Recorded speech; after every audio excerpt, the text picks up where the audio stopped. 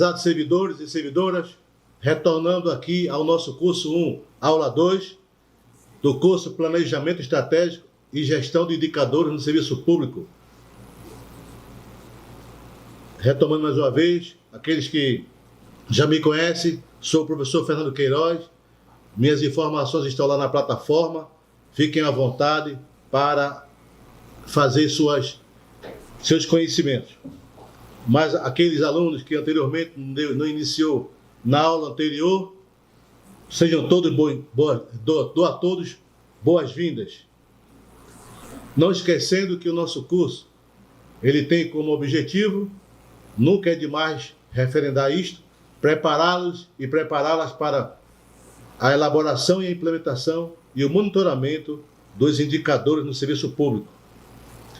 Nosso tema, retomando, é os modelos teóricos da administração pública, modelo este, patrimonialista, burocrático e gerencial, e os seus paradigmas, bem como a caracterização da gestão pública, seus princípios legislatórios e a função do Estado e o governo em relação ao setor público.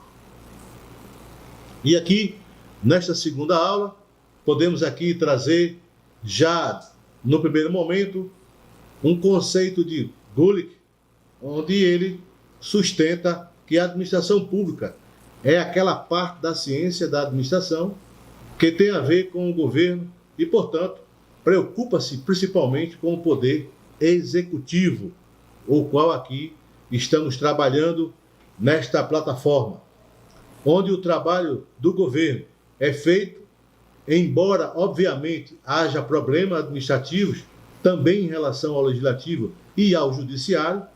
A administração pública é, portanto, uma divisão da ciência pública, da ciência política e uma das ciências sociais.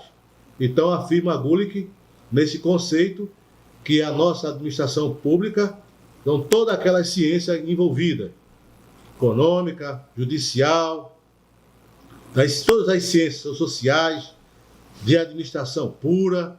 Então, a administração pública ela se fortalece das demais ciências.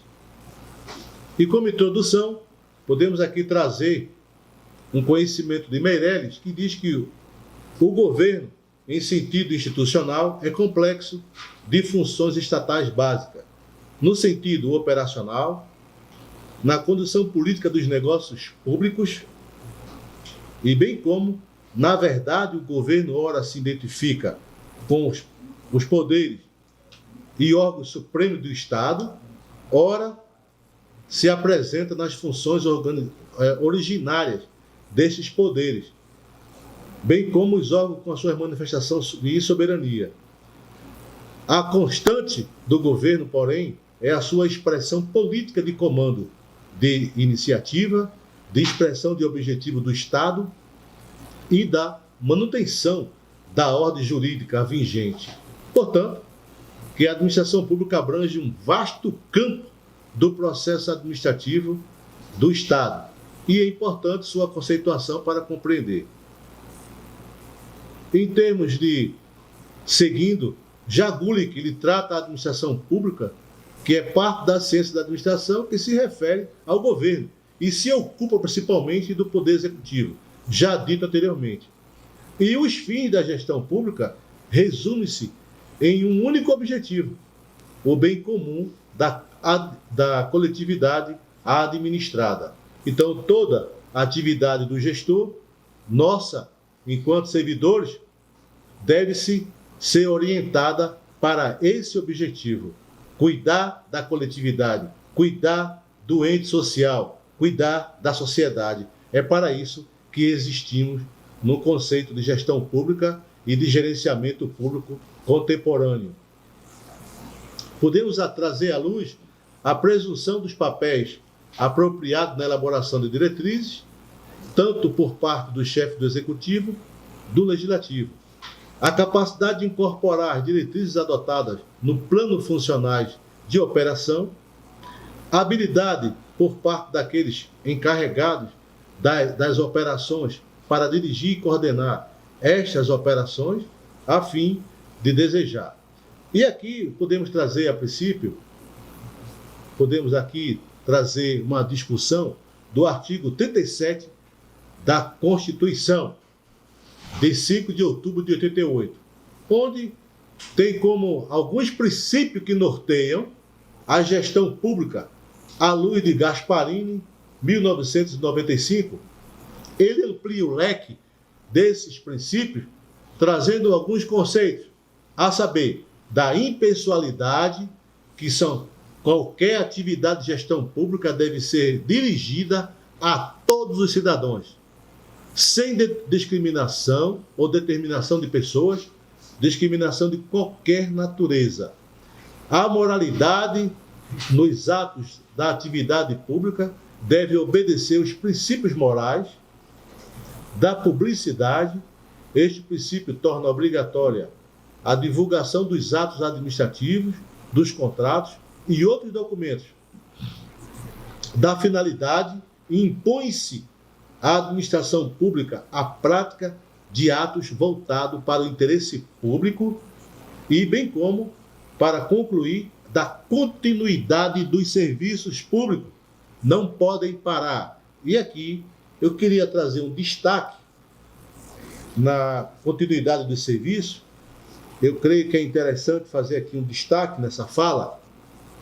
É uma preocupação que um governo, a gestão de governo, ela dura 4 anos. E às vezes a gestão, os atos, a escola que ficou ali parada, que foi construída naquele momento de transição de governo, ficou parada 50%, deve outro governo, a outra governança entrar, ao entrar, dar continuidade àquele serviço. É neste sentido que Gasparini chama a atenção aqui e na Constituição. Eu quero chamar isso aqui para poder dar esse destaque, que as obras do governo federal, do Estado, uma escola, uma UPA, se for a nível municipal, aquela obra, uma escola, qualquer tipo de serviço público que ali esteja em obra, em serviço, não devem ser parados sob pena do gestor que assumir, responsabilizar-se e até ser impeachmentado por, se for comprovado, o seu desprezo pela continuação da obra. E eu chamo também a atenção aqui na indisponibilidade que é o detentor dos bens direito público. E bem como agora, para finalizar, da igualdade para todos os cidadãos que são iguais perante a lei. E aqui a gente vai trazer uma perspectiva do pensamento de Antônio Gramsci, que é dito por muita gente não gosta, mas aqui é apenas como guisa de conhecimento, que para ele, nos seus escritos, ele dizia que existe 2 tipos de políticos: os que lutam pela consolidação da distância entre governante e governados, e os que lutam pela superação dessas distâncias. Então, trago aqui para trazer esse pensamento para que nós possamos aqui compreender melhor essa distância entre governo, governança, cidadão, Estado. E agora entrando na relação entre Estado e governo, no pensamento de Portelli, e a partir do estudo de Gramsci, essa teia, que nós chamamos assim, entre Estado e governo. De um lado, se você observar aí na figura de Saldanha, do ano 2006, observe que de um lado, aí ao centro tem sociedade civil, à esquerda a superestrutura de governo, abaixo os intelectuais produzindo conhecimento, logo a seguir a estrutura de organização, ele aí vai ao centro, chamando a atenção dessa sociedade civil, o consenso desta, a opinião pública e a sociedade política de coerção. Aí a gente vai fazer um recorte entre o papel do Estado. O Estado, por sua vez, acima, nessa leitura aí do fluxo, um governo forte e ajustado, e abaixo, um governo forte e desajustado. Ou seja, quando a opinião pública, os serviços públicos, a sociedade elas não têm esse entendimento, os seus serviços atendidos, o governo torna-se aí um desajuste, e aí são alguns chamar a atenção, que eu quero destacar, quando desses serviços, a sociedade ela não está ali na sua totalidade atendida, portanto, ela emerge a um certo reclamos, greves, e aí o governo se torna desajustado quando ele não atende. E ele fica ajustado, ele se torna forte. Quando o Estado é forte, é quando ele tem todos esses anseios atendidos.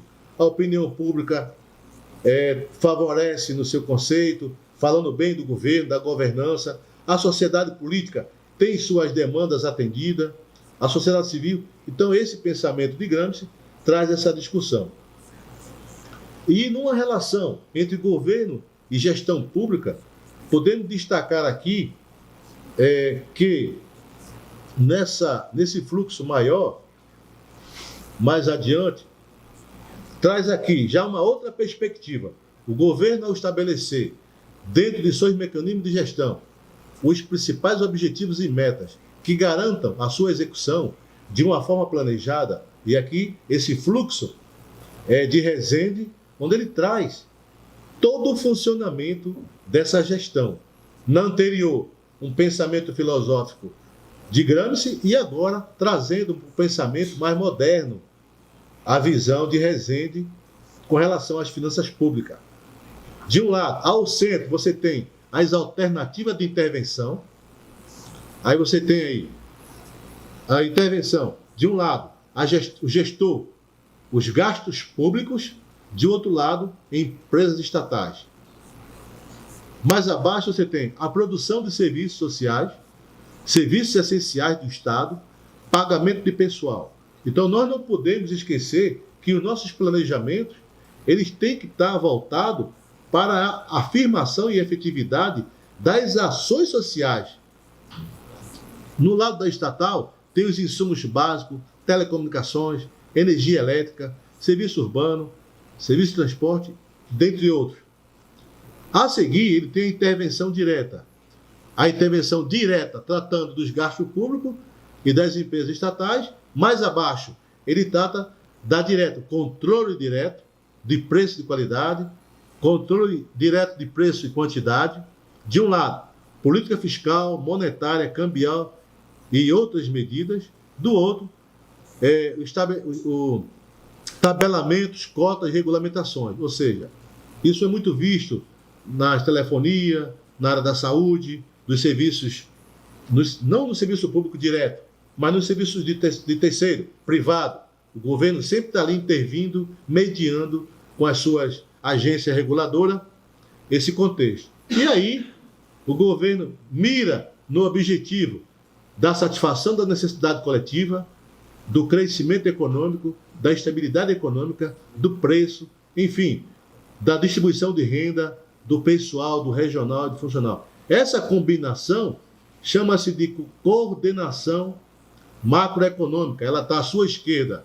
E a outra combinação está na coordenação político-administrativa, onde entram os mecanismos de financiamento, impostos, taxas, incentivos fiscais, contribuição, dívida política.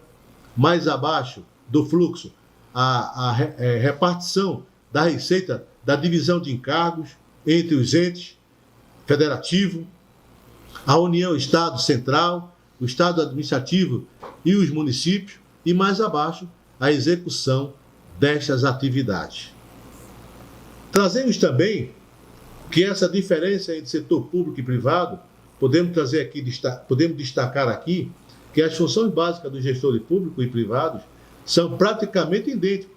No entanto, nos dirigentes das organizações públicas são obrigados a lutar contra limitações que não são encontradas na atividade comercial e industrial. Impõe-se ao gestor público a obrigação de cumprir fielmente os preceitos do direito e da moral administrativa que regem a sua atuação.